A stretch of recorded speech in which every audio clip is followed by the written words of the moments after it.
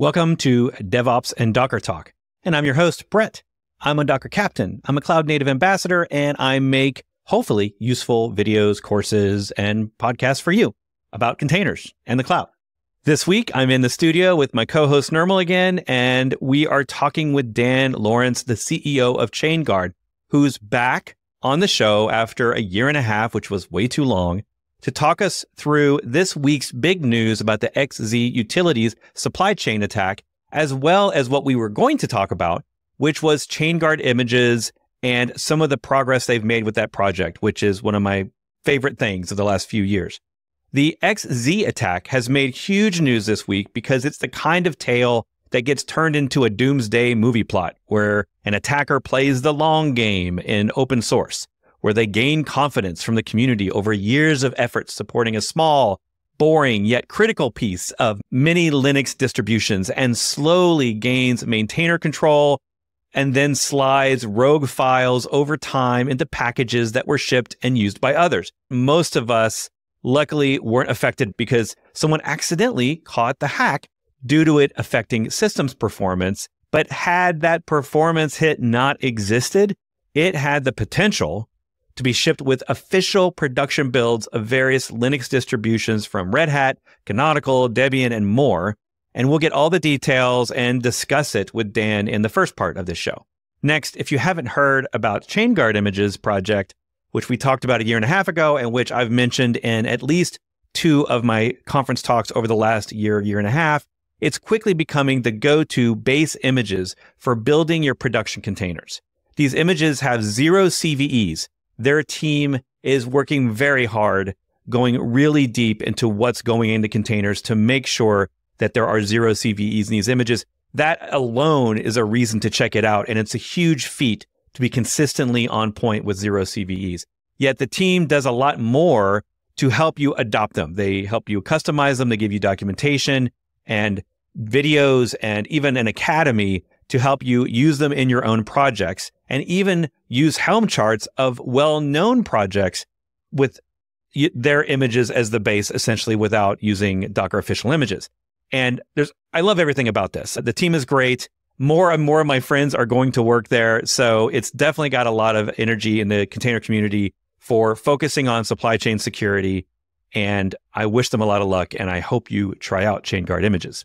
And they're not paying me to say that. It's just something I want to use. I want to use them in a lot of my projects. And I will probably be recommending them for a foreseeable time to come until we come up with something better. Finally, we talk about SLSA. That's SLSA, the Supply Chain Levels for Software Artifacts project, another big name. And I love this. I stumbled onto it a year and a half ago when I was studying up for giving a security talk about supply chain security and container security. And essentially, this is a website that will guide you through the steps to implement actionable details and tasks in sort of a task list for improving your supply chain of your software, whether that's writing the software, building the software, deploying the software, validating and testing the software. There's all sorts of stuff they do across the entire spectrum of the supply chain and the software lifecycle. And so this website is very digestible. You could probably read the whole thing in a day. And I find it very approachable. And the thing that I love the most about it is that it has levels. So you can start as a security noob and you can work through the steps you need to take in order to get to level 1 and level 2. And it almost gamifies the act of securing your supply chain. So we talk about that at the end and how you might get started there. This is an edited version of our weekly YouTube live show that you can join and ask our guest questions on Thursdays at 1 p.m. U.S. Eastern at Bret.live. So please enjoy this episode with Dan Lorenc of Chainguard. But we wanted to bring in Dan Lorenc, our friend of the show. Thanks so much for having me on. Glad to have you back. Dan, who are you? Yes, my name is Dan Lorenc. I'm the co-founder and CEO of a software supply chain security company named Chainguard. Before that, I worked at Google for about 10 years, a lot of that time on stuff like SLSA and SigStore and build system security and open source backdoors and all of these other fun topics. So it really feels like the perfect day to have me on, even though we did not plan this. I'm just going to say that one more time. We did not plan this. We couldn't possibly have planned this. That being said, I don't think we can think of a better person to talk about what just happened this past week. And who wants to take on the primer? What happened this past week? What's XZ besides 2 letters of the alphabet? I'm sure there are some better people out there, but no, I've been worried about this exact thing happening for years, and it finally happened. Well, it finally happened that we know of, I guess, is the way to put it. I'm sure this has happened before and will probably happen again. But this was a really terrifying software supply chain attack. And it falls into the most terrifying case, which is the one we're so ill prepared for as an industry, where somebody patiently, very, very patiently, spent multiple years working with a maintainer of a tiny low-level open source project that's distributed roughly everywhere to eventually build up trust by doing useful, good work, helping out on all of those maintenance tasks that happen in every open source project, and eventually got promoted to being the maintainer of the project. And then over the next year, the other sole maintainer that had been working on this for a decade by himself basically stepped back. And so in the course of 2 years, this bad nation state, most likely actor, took over a project the complete normal way open source works. New people come, they help out, they get promoted in the project. That's a good thing. That happens all the time. But when you're dealing in open source, the realization is that anybody on the internet can contribute, and that's great, unless you've spent more than 10 minutes on the internet and realize how terrible some of the people on the internet are. And then it escalated from there over the next 6 months. So they carefully hid a whole series of backdoors in ways that were completely indistinguishable, hard to notice, and then finally triggered what turned into an attack over the last couple of weeks, injecting a backdoor into something they used, XZ, the SSH tool. The SSH tool runs on pretty much every server, and it's how you log in and administer them. It has root access on almost any Linux machine running on the internet. And this backdoor was set up in a way to give a very specific person, right? Not like Log4j style, anybody can start sending payloads everywhere. It was cryptographically signed. That's how sophisticated this was. Only the person that had the private key would be able to log in, but they could log into anything running SSH. This got caught by pure luck, basically. The saying in open source is many eyes make all bugs shallow. So I think some of that played in. So many people are looking at these things. But the person that found it wasn't looking for it. Was doing something completely unrelated and saw that SSH was taking up a bit more CPU than he expected it to. And he also happened to be a really good reverse engineer and happened to not have to run to a meeting or something 2 minutes after that and forget about it. He spent the next couple of days and weeks figuring out what was going on and found what I'm assuming he hoped he was not going to find. Malicious code injected in there. It got published and disclosed and investigated, and all weekend, and even still today, people are trying to reverse engineer the actual exploit to figure out what it could do and how it was built. But yeah, most people are safe now. It was on the verge of getting rolled out to like major Linux distros like Debian and Fedora and Ubuntu. It was really caught right at the last minute. We as an industry, we as country, we as a world, we're very, very lucky with the timing here. Yeah. It's like so many things that had to happen just right for this to actually be found, discovered, before it was sort of like everywhere. And just to emphasize the point you're making, you kind of mentioned right at the beginning that you've been waiting for something like this. Like this is kind of core to some of the work that you're doing with Chainguard and what the purpose of Chainguard is and some of the mission that your company is kind of tackling. But also, I want to kind of highlight, I posted in the timeline, and I think there's people making graphics of kind of the complex, and I've been reading a lot about this, and it's a pretty complex timeline, and it's also a pretty complex piece of vulnerability or backdoor that was put in place. But also there's an intersection with the maintainer mental health, these singular, voluntary, open source project maintainers that are out there doing the best they can on their free time. And there was an intersection with mental health, with how we're responding as a community to open source projects. And that's been an ongoing debate for the last 4 years. And this seems like a perfect use case that everyone has been kind of waiting for, this cross section between all these hot topics, right? And how it's kind of come to light. And one thing I'm worried about is this was found. How many other things are happening right now across so many other small open source projects right now that we're not even discovering, right? And so to kind of circle back, what's your kind of going back to the last thing you said around the distribution, right? It was about to be distributed. You at Chainguard are intimately involved with the packaging, creating your own distro, packaging of these pieces of software. What's your take, and what's the intersection between what you're doing at Chainguard and something like this? Because I don't see a very clear line between all the security software and vulnerability scanning tools and everything out there, whether this would have actually been caught or like how this, what's the take, right? Yeah, it's all supply chain security attacks are like, they're really complicated because there's so many moving parts in them and there's so many holes to pick apart and so many gaps to fill. And there's no magic answer for stuff like this. You said I've been waiting for this. I wouldn't frame it that way. I've been hoping this never happened, but expecting it to pessimistically and realistically for years. But yeah, like that threat model of like somebody could just, we're really good at detecting accidental vulnerabilities now. There's fuzzing and there's all this fun AI stuff now to look for those kind of bugs and SAST and DAST tools and scanners to help you find known vulnerabilities. But even when you secure the whole supply chain end to end, all you've done is build a secure malware distribution system if somebody is shipping you malware from the start. And so like there's no real, if you look at it with that threat model of like the person on the other end ships malware on purpose, then there's no real prevention industry-wide or anywhere for this. That doesn't mean we're completely hopeless, right? People catch these things. You can still do network monitoring if somebody were to attack you. And it's classic defense in depth. So there's just a whole bunch of systems in place, but there's no magic answer for this stuff. You touched on like the open source maintainer stuff where people are doing this in their spare time. That's a problem. There's social engineering, like that went into play here.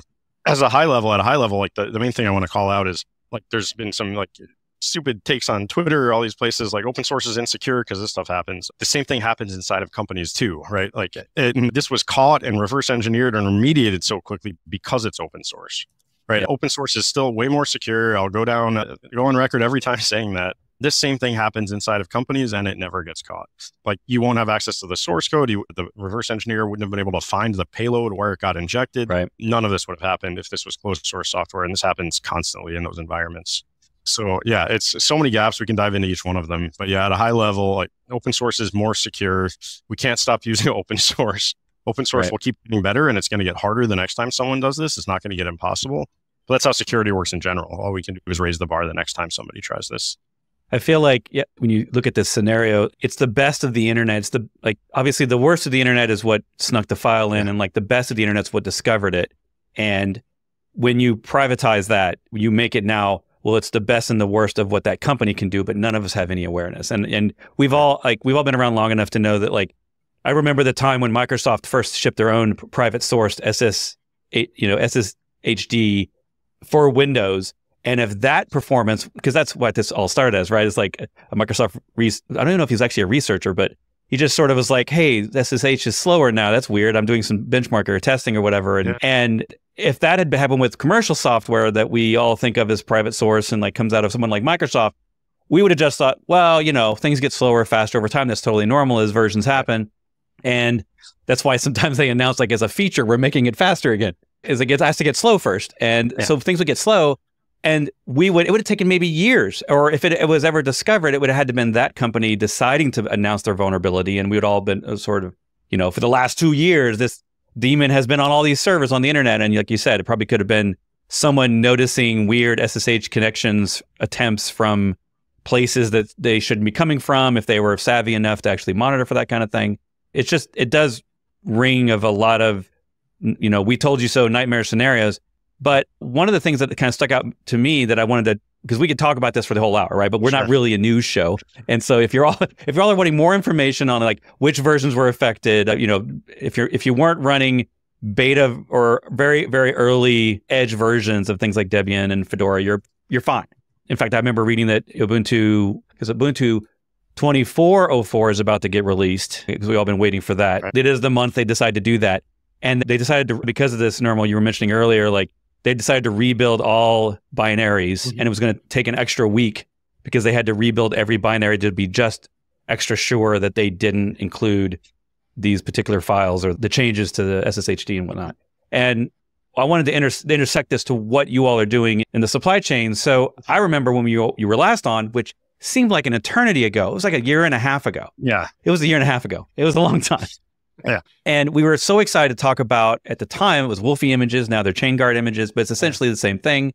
And you were talking about the idea that you were sort of like an undistro or a container-only distro, and that you were building everything yourself to just be absolutely sure that you knew what you were using, that you weren't just pulling random binaries from all over the internet. Can you talk a little bit more about that as we lean into the Chainguard image topic? Yeah, and I'll use some of the XZ stuff to kind of explain it a little bit. Yeah, so just so we don't completely move away from that topic, because I can't stop talking about it anyway. Yeah, so starting with containers, right? In the last decade, containers have taken over software. It's this awesome form factor that I'm sure your show and everyone watching knows about, but it's a uniform form factor everyone can use now to build and ship any type of software, or any packages, any language, get it running anywhere.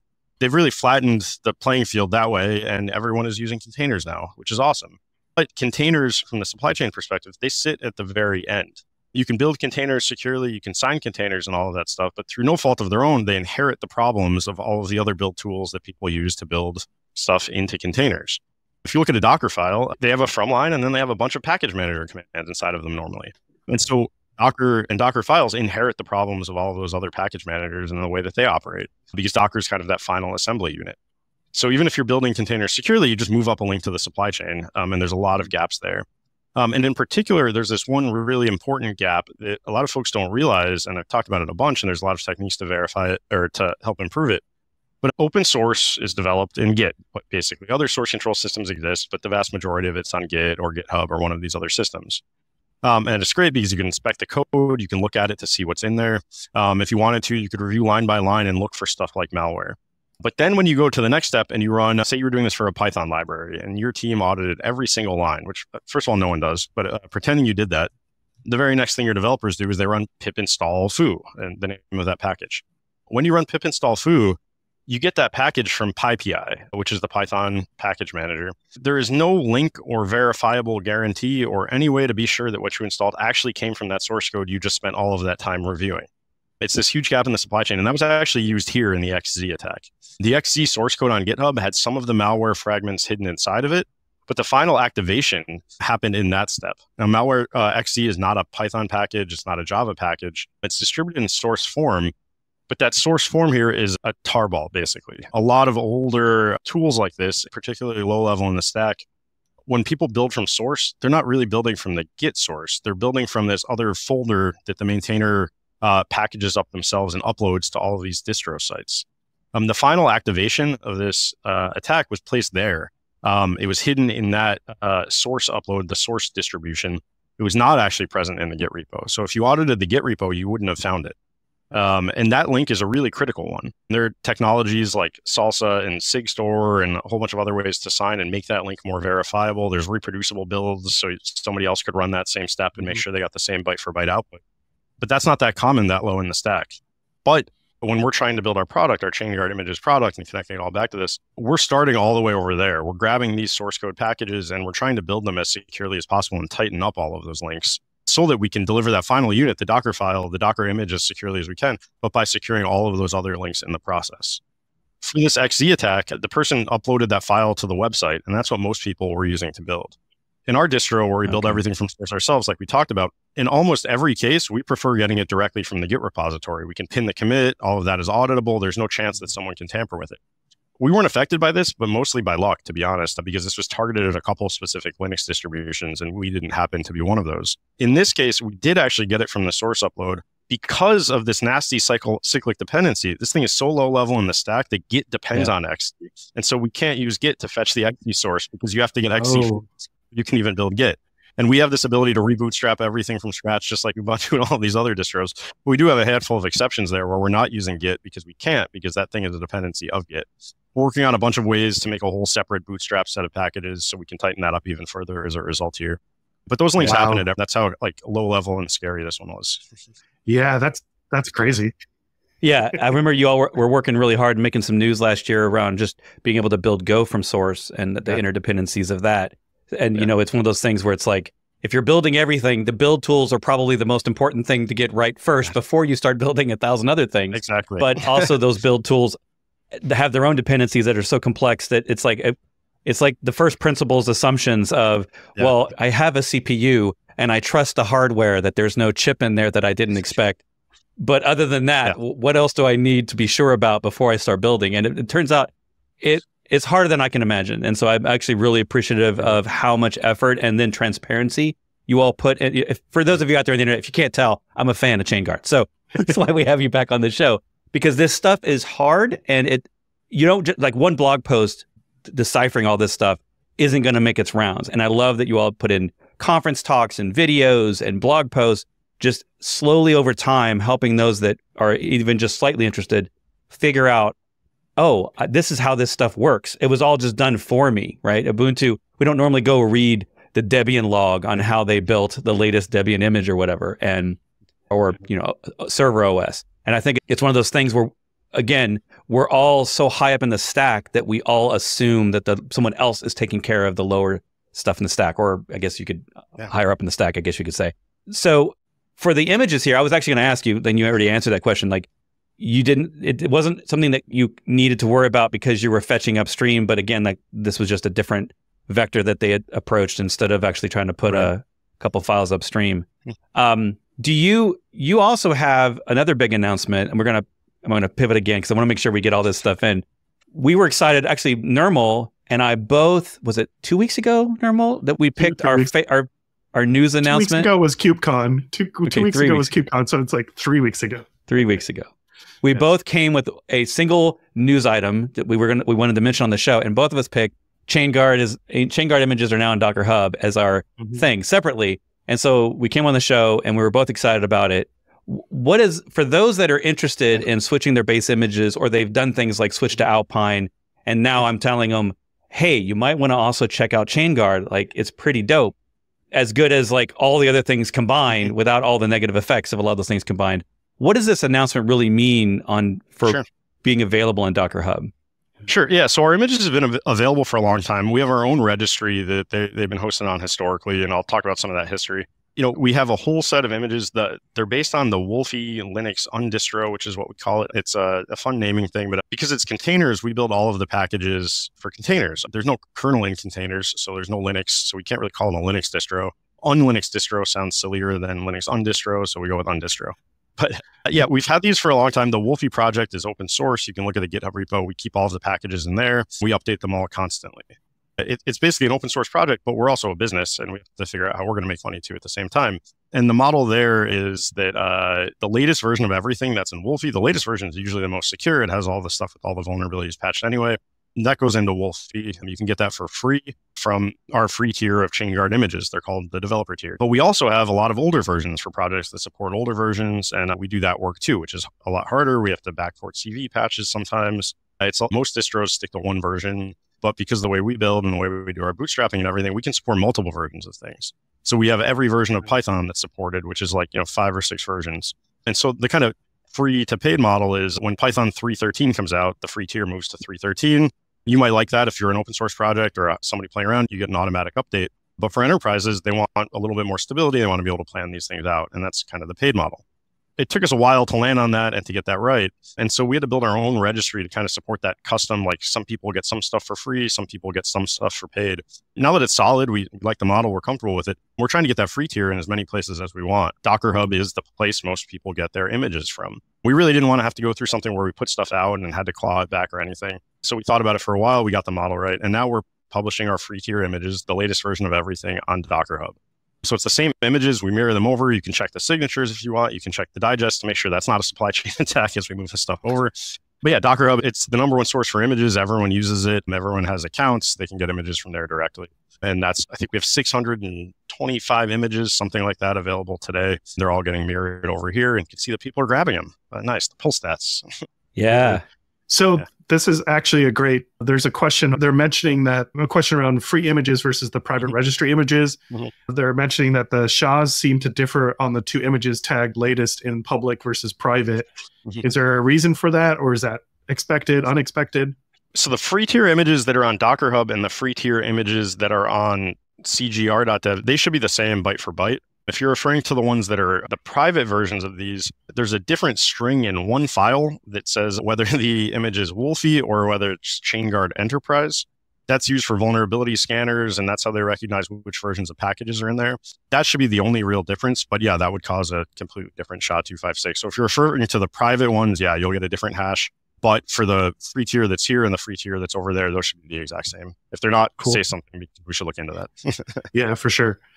I do know on that topic, I've seen that it's a challenge in general, and I don't know, and Dan probably can drill into this for 20 minutes, but it has been a challenge in general to get the same image across many registries or multiple registries to actually have the same, from the Docker tooling perspective, the same SHA hashes, just to the way that registries work and images are built. And so I too struggle with like trying to make, because a lot of enterprises will pull things down and put them on their own private registry that they have, because they don't have, their servers don't have internet or don't have access to pull things directly. You want sort of approved, not escalation, but promotion type of style. And I've worked with teams where we're all wanting to verify and have the same thing everywhere so we can prove it. And it all ends up in a hot mess. And we end up with a separate repo that actually does validation and comparing things. And I don't know if things have gotten better, but just making sure that the software getting from your GitHub to a build, into an image, into a server, like that's why Chainguard and these, like there's an entire section of the industry that's trying to make this easier. And it's still amazing how many stumbling blocks we all run into. But this is a huge step. Like I feel like you guys talk about zero CVEs a lot. Are you so confident about your images that you can look at them and say, yeah, we don't ship images with vulnerabilities? Like where does your stance lie on that whole like near zero, true zero CVEs? And obviously I don't even want to get into like, what is a CVE and which scanners are you using? And we could talk about the NVD problem. So, I mean, that's a very confident take, right? The absolutes in security are pretty, that takes a lot of confidence. I'll explain. And this is a little pet peeve of mine I'll dig into. We don't ship images when they have CVEs, but that's not like where most of them come from. Most of them come later after you shipped an image. They get found every day in versions of software. But we have tons of automation and tooling and a lot of actual, like just manual work to go through and patch them when they're found. So we have tight SLAs across the board. For the most part, most images have zero CVEs almost every day. We have graphs that you can show, and the graphs look like they're broken most of the time because it's always at zero. But just one example. So there was a CVE in the Go standard library that got reported yesterday. When that happens, the Go compiler compiles the standard library into your Go program. So every time you build something with Go, that CVE is in there and the scanners will flag it. That got disclosed. They send out a warning like 4 or 5 days in advance. So when this is going to happen, automation for us pick the new Go version up in minutes. It takes 10 to 12 minutes to build Go, something like that. But then we have like thousands of Go programs in our distro that we then have to go and rebuild. We get through all of those. Yesterday was our fastest one yet. We keep adding the packages, but we got through all of the Go rebuilds in something like 6 hours. So in that 6-hour window, technically there was a CVE in there, but the scanners and the vulnerability days and all of those other things, they take days or weeks to actually have these things show up from the time it's disclosed. So we don't even trust those. We're using the results ourselves. We're querying all of these sources directly because like our value proposition is zero as reported by all of your scanners, but that's not enough because the scanners miss things. And we go as far as we can to make sure that we're building it even before the scanners pick these things up. Yeah.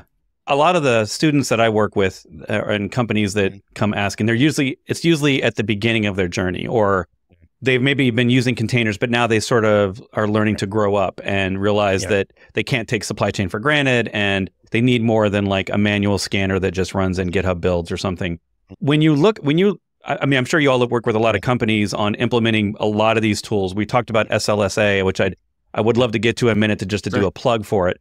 But do you have sort of like the hot take top 3 things that you look for when it's a very young team?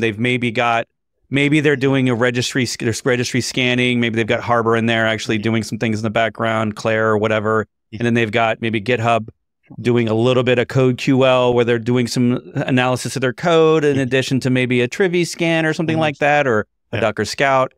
But they don't really have this all connected. I'm just curious if you kind of have some big things you always look for that you feel like are the quick wins that maybe people could, Sure. Chainguard images is maybe number one.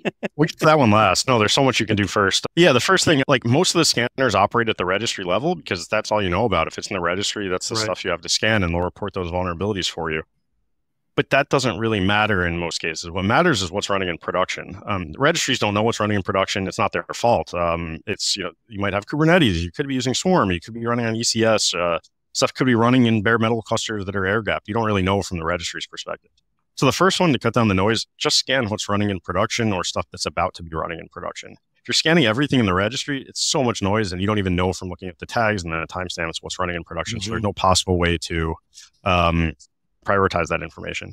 You could take that the next step and start deleting stuff aggressively from the registry, but that's dangerous too, because sometimes a build might fail and you might need to roll back, or In the case of a supply chain incident like this one that was sitting around for 3 months, you might want to have access to those builds from 3+ months ago just to go do that audit. You might have data retention requirements. So you can trim down registry stuff like by deleting in the registry, but the biggest win first is just only scan what's running in production.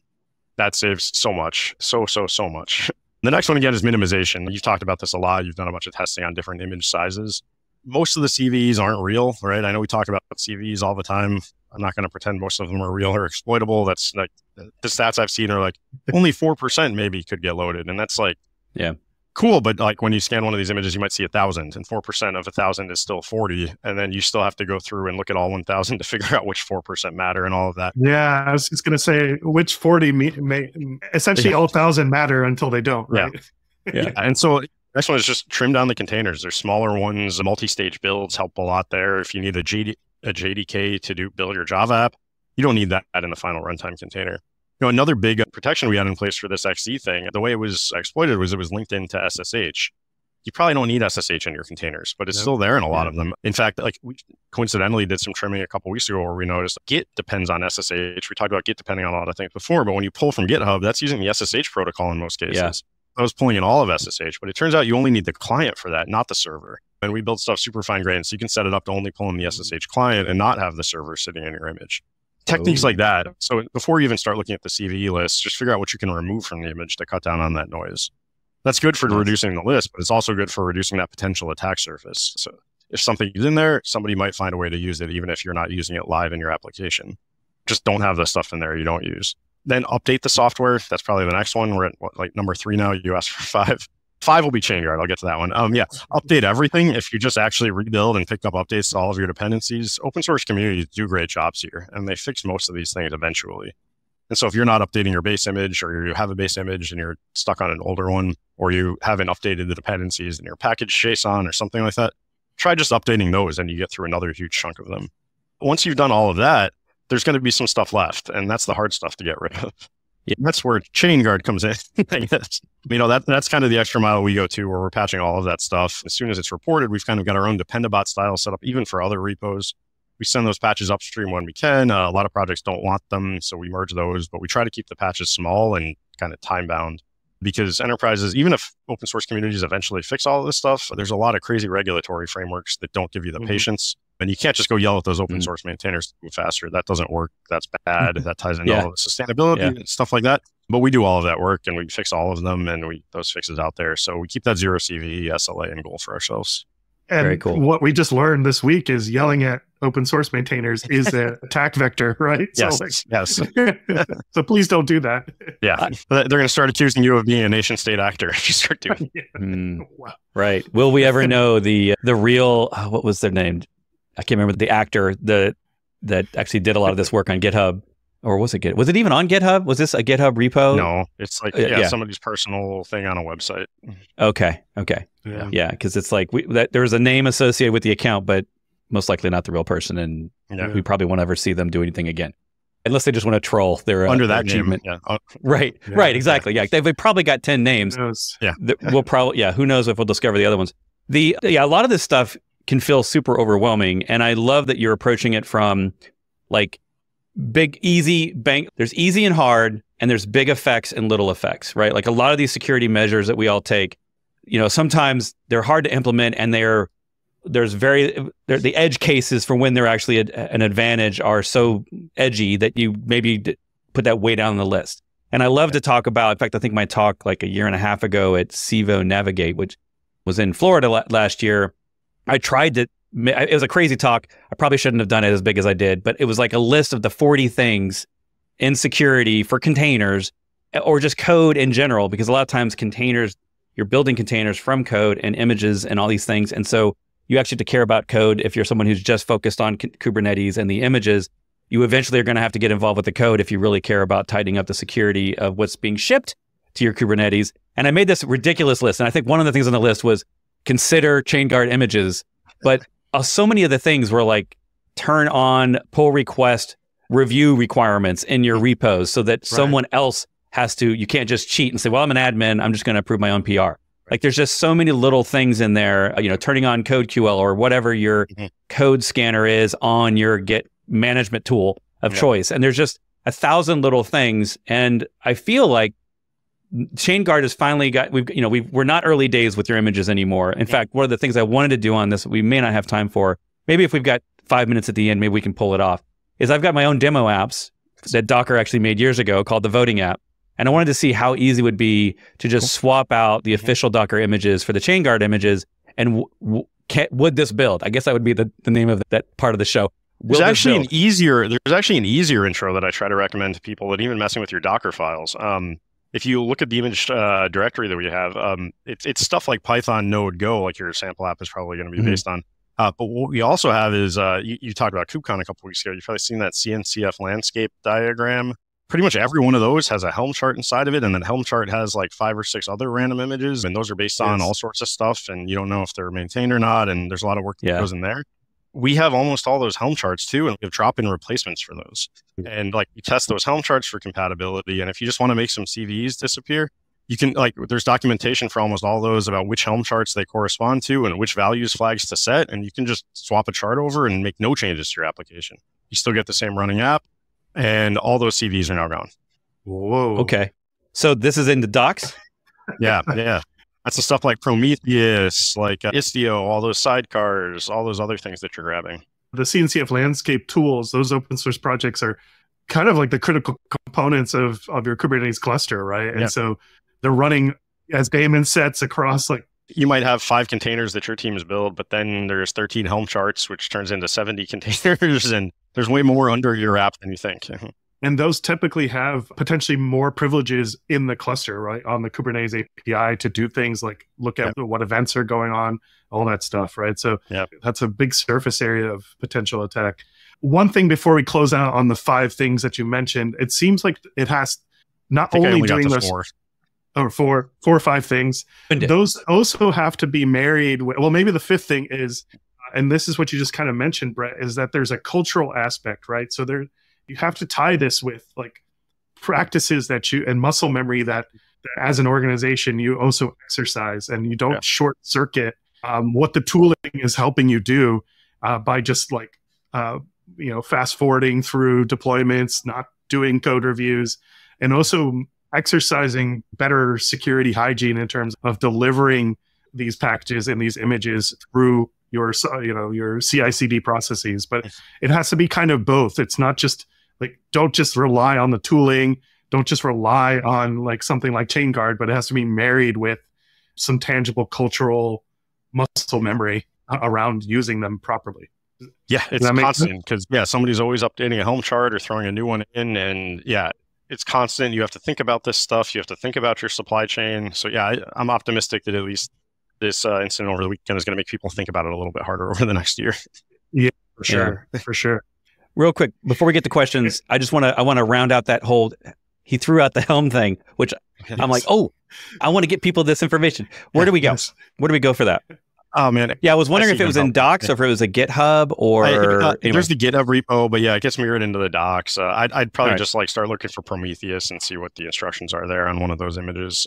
Yeah, so in a lot of our image docs, we have like the instructions on how to use one of the upstream Helm charts with like the -- values equal to swap out the image repo and image tag stars. It's not our own Helm charts. We basically just let you use the existing Helm charts and swap in the images. And that's a really important distinction too, because I think...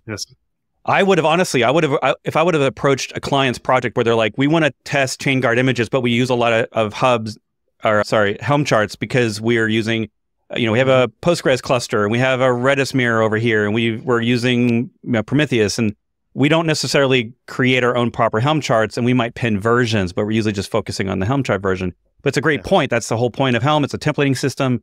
And why not? Why not basically figure out a way to override these so that you don't essentially have to downstream rebuild every single image with a Chainguard as its base if Chainguard's already doing that for you. So that's pretty cool. All right. So Dan, you mentioned a lot of good advice, guidance for folks to, do better with respect to software supply chain, adopting Chainguard, understanding these terms. These are just based on this XZ. These are complex systems, complex dependencies. Can you tell us a little bit more about this Chainguard Academy? Yeah, it's a bunch of resources. We have our docs for the product stuff in there too, but we also have stuff like courses and best practices. We actually just launched a CVE course where you can get a little badge and take that on LinkedIn and post that you're certified at CVE remediation in containers. Oh, that's the one you found here. Yeah, Chainguard courses. Software vulnerability, painless vulnerability management. Oh, that looks like that's a great course. It's a couple hours. Hundreds of people have signed up, gone through it. You get a little badge, but it kind of breaks down those same kind of things I talked about early on. Minimization, paying attention to what you're using, scanning the right stuff. And then I think there is a final exercise at the end of converting a couple things over to a Chainguard image.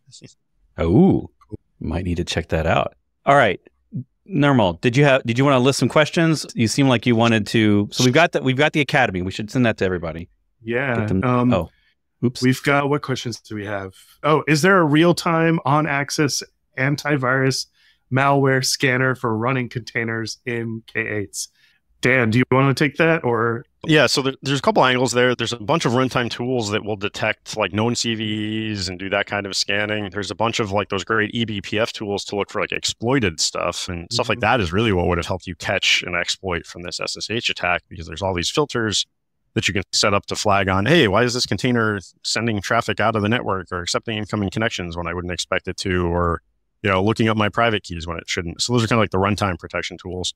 For antivirus, anti-malware stuff, yeah, there's a lot there too. There's stuff like Virus Total is this great community database where people have actually uploaded a ton of like YARA rules and other filters to look for known malware to make sure you're not running anything that with like signature detection based on like what malware happens to look like. I think there's some Helm charts for Virus Total to get that running against your active containers. That's really the most useful for stuff like proprietary software where you don't know if there are CVEs or not because no one's running it and you don't know what's in there. But yeah, the eBPF stuff plus CVE scanning is the best for the open source things that I've seen. Yeah, I don't actually know if Trivy scans real-time Kubernetes. It does have a Kubernetes scanner, but I thought it was more about config. I thought there was an operator somebody put together where it would scan all the images. It might not be part of the official Trivy project. I'm wearing the Falco jacket, which is also another tool we talk a lot about. We've had on the show talking about. I love some of the stuff that Falco can do. I wouldn't even call it anything close to an antivirus or CVE scan or anything like that. Like Dan's mentioning, it looks for bad behavior, and it has a set of excellent rules that watch for bad behavior on the entire system, specifically around containers. It's a container aware, so it will do things like find out if you're doing an exec or you're starting a shell in a container, which is probably in production not a normal thing. So it will look for habits like that. And they have a set of default templates, which is my whole big thing is most of the time when people are getting into this, if it's a scanner or if it's a tool like this and there aren't a default list of rules, like you're kind of lost because you're not an expert in all this stuff. So how could you possibly know the things you should be looking for? It would be like having an antivirus scanner without the actual definition database. So it would be impossible to use. I'm sure they cranked out Falco rules for the SSH backdoor. I think you just dropped one in here. But you could have already had that stuff up and running. You might have had the vulnerable SSH server, but if you had set up rules ahead of time, you probably would have noticed if somebody logged in and started doing stuff, even though it was exploitable. Yeah. Don't run SSH in your containers if you don't have to, please. Don't run it anywhere if you don't have to. Yeah, that applies to all software. Just don't run it. The safest software. Boom, boom, boom. Yeah. So the next one asks, what about Google distro lists? Worth using? Is it really secure? Yeah, I think I was the first commit to that repo. If you look up the license file like 8 years ago or whenever that happened, I used to work at Google. Yeah. Was it really you, Dan? Was it really you? I wasn't signing my commits back then, so you'll have to just take my word for it. Okay. Yeah, it's a great project. We started trying to deal with CVE stuff. My co-founder Matt and I forever ago, before anybody else cared about CVEs and containers, and we went with the first approach, which is minimization. And so a lot of people were building full operating system style containers because that was an easy on-ramp. But Debian pulls in all sorts of stuff, including like kernel-related packages and stuff that's not in there, so it caused a lot of noise. And so we set up that project with a bunch of Bazel rules. A terrible decision. I wouldn't recommend that again. But using Bazel rules to like strip down Debian packages and only include what you need, and then stitch together containers based on the minimum set. And when you're doing that, you don't even need a shell in a lot of these. So it's hard to do it with a typical Docker file. It's gotten a little easier with multi-stage builds now. But back then, you just had a single Docker file. And if there was no shell and package manager, you couldn't do anything. But we didn't want a shell or package manager in our images. So we're doing like tar file surgery and stuff like that to crank out a bunch of images. And it's a great start, but you're kind of limited by what's in the Debian distro. You can't easily go add new packages that Debian doesn't ship. If you want a newer version of Python or an older version of something like that, you're stuck. So when we started the company, we decided to take it a level deeper and put a distro back into distro list where we would build our own distro that had all of the packages we wanted, but then still use distroless containers in the end. So it's an undistroless distro for distroless. There's a bunch of different flavors to it. Yeah, it's a great project. The team still maintains it. That sounds like an excellent domain name. Yes. Yeah, and they've done a bunch of work on like the SLSA hardening, which I know you want to come back to, and signing those containers and everything, and the reproducible builds. It takes forever to strip out timestamps from everywhere, but yeah, it's just somewhat limited in nature, and you really, through no fault of that project, you just have to go a lot deeper and spend a lot more time and years adding packages to really catch up to that and get beyond it. Cool. I was just going to move on to the next question, but that was a great answer. Go for it, Bret. Well, let's get to that. Is there a Chainguard solution for Buildpacks? Yeah, you can. A lot of folks use our images with Buildpacks for their applications. If you use those, they kind of set the base. They put in like that rebase ability and stuff like that. It's really common for like the language level runtimes. So you can use them as replacements for that kind of base layer in Buildpacks. You just pick the right base image that has some of the stuff you want in there, and you can build pack all you want on top of it. Short and sweet. SLSA, let's jump into that because I know we're running out of time, but I want to give people more to-dos, more work. That's why you all come here, right? You come to learn and then also to get assignments to take home. And I feel like I kind of cheated when I started talking more on a security area that I'm not claiming I'm an expert at. I've been dealing with this stuff for a long time. So it's one of those things where the wisdom of time has given me the awareness that we can talk about a lot of things, but it really comes when the rubber hits the road of implementing. How do I know I'm implementing that? You gave 5 things or 4 things. I won't pick you on that, but I've always been looking for security frameworks or security guidance that basically gives me almost a checkbox like to-do list. And I feel like SLSA is one of the better things I've ever seen that is approachable, understandable. So let's talk about this for a minute. We actually talked about this, I think, when you all were on the show a year and a half ago, but I think that was pre 1.0. I think 1.0 is still the new standard. So let's talk about it. Sure. Yeah. So I'll start at super high level and where it came from. And then, thanks for plugging like the incrementality in that checkbox approach, because that was really where the work went into. When I started at Google, it was like 2012 or 2013. And that was the same time frame as like those nation state attacks. We kind of come full circle now when we talk about XC.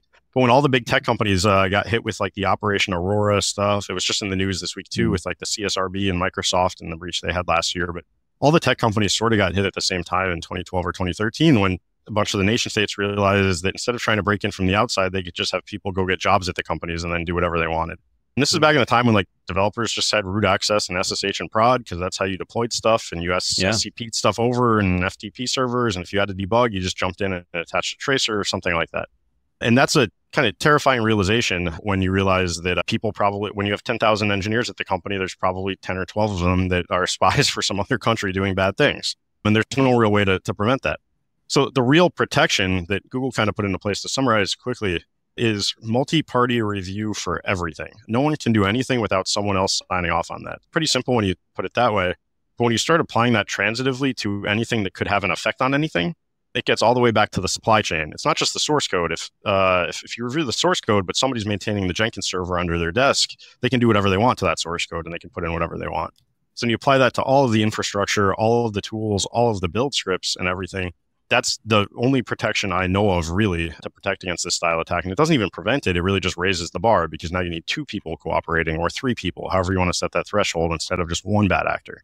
But when you apply that to open source, you can start with that same principle of how do we do multi-party review for everything? And to do that, it requires securing all of the infrastructure so people can't log in and make changes without those going through audits, making sure that the code is reviewed, making sure that the build system itself is secure and is running repeatable scripts and they're not just curl piping to bash from a URL that somebody might just be able to go and change. And it's a crazy daunting task when you look at the entire open source supply chain. So you can start out with that as like the high level goal, what you want to get to. But that's impossible to just jump straight to that step, and it's overwhelming, and you just kind of get turned off because you don't make progress along the way at all, and you don't know where to start. So all of the hard work in SLSA really went into figuring out what steps can you take that actually get you incremental progress along that way, and then explaining those in simple ways. And so that's where the levels come from. That applies to the source management system. That applies to the build servers. That applies to the way you install packages. In the very end, it's incredibly ambitious. It's very hard to do. You shouldn't expect to be able to get there easily. But you don't have to. You're making gains. You're preventing things at each step of the way. SLSA level 1 would have been enough to prevent the XZ attack if that source binary that was uploaded was tied back to the source code or the source disk that was uploaded was tied back to the source code that was in the repo. Then the backdoor couldn't have been slipped in there without someone noticing in the Git repo.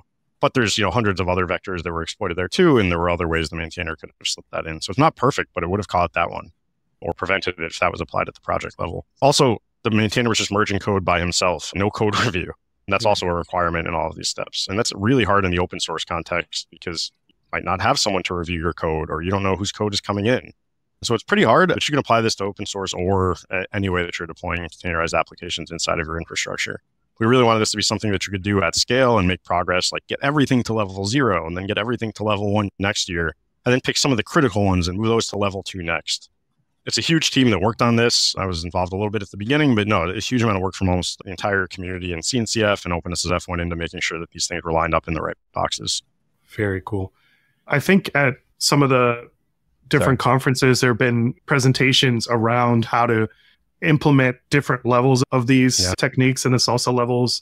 Salsa levels making me hungry here, Dan. Yeah. I got some Chipotle waiting for me after this, so I'm gonna. I was gonna say, is there a Scoville in here that I should look at? There was a tool actually somebody made to try to assess salsa levels, and we called it Scoville. So there we go. Perfect. Yeah, so we'll find some links and put them in maybe in the comments of the show around some guidance around this framework, and also how to even incrementally start to implement this in their own organization. This is top of mind and for a lot of CISOs, I'm sure. Yeah. Yeah. And that's really the hard work that comes next, because like I said, it's a lot. It's really, really hard to do this. And it's a huge investment if we try to do this everywhere. But that's not for any particular reason other than the tools don't exist yet. And that's what I'm excited about. And that's really motivational for me.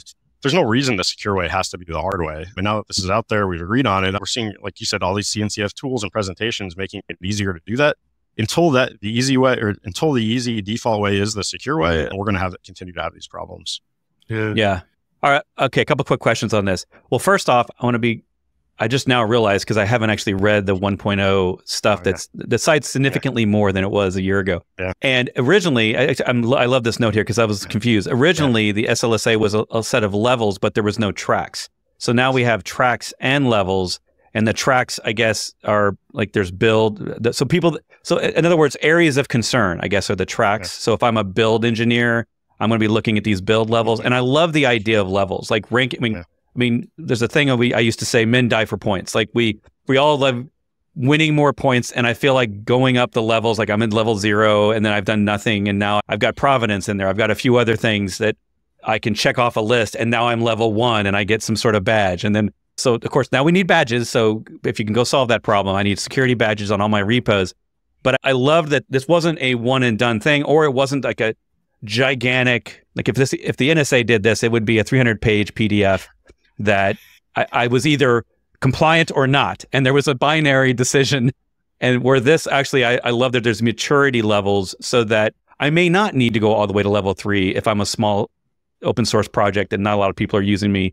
But I was curious, because we're all involved with the CNCF, the cloud native community, we have this thing around projects that go into the CNCF and they're sort of fostering open source in terms of stability and maturity and all these different metrics that qualify as projects go from sandbox to these graduated projects that we all know, like Kubernetes. I was curious, is SLSA or SLSA, I keep using the acronym, but is SLSA integrated into those? Have you been successful in convincing the CNCF to sort of say, you can't really graduate until you've got some of these SLSA levels built into your project? A lot of projects have done it. The CNCF doesn't really take a stance where they mandate this stuff. Okay. For graduation, projects don't even need to produce builds, but it's encouraged, and Tag Security helps projects, and there's a bunch of grant programs to help if people want to go do this for their work. Some of the other foundations, like the Eclipse Foundation, for example, has a central build and release team that does all of that for all of the Eclipse projects. They did SLSA across the board for all of those. The Python community is moving towards SLSA support when you upload stuff to pip to close that gap I talked about in the beginning. GitHub did a huge thing integrating GitHub Actions and other CI platforms with NPM, so you can get a little badge if your package was built in one of these SLSA environments before it was uploaded. So yeah, across the board, it seems to be taking off in the open source community. Yeah, very cool. That's great. I think this week with the XC, this is going to be top of mind and a conversation. Again, that everyone's having. And it's great to see a framework that, so if you don't have anything out there, there's SLSA. There's also, it borrows from 300-page ones from NIST.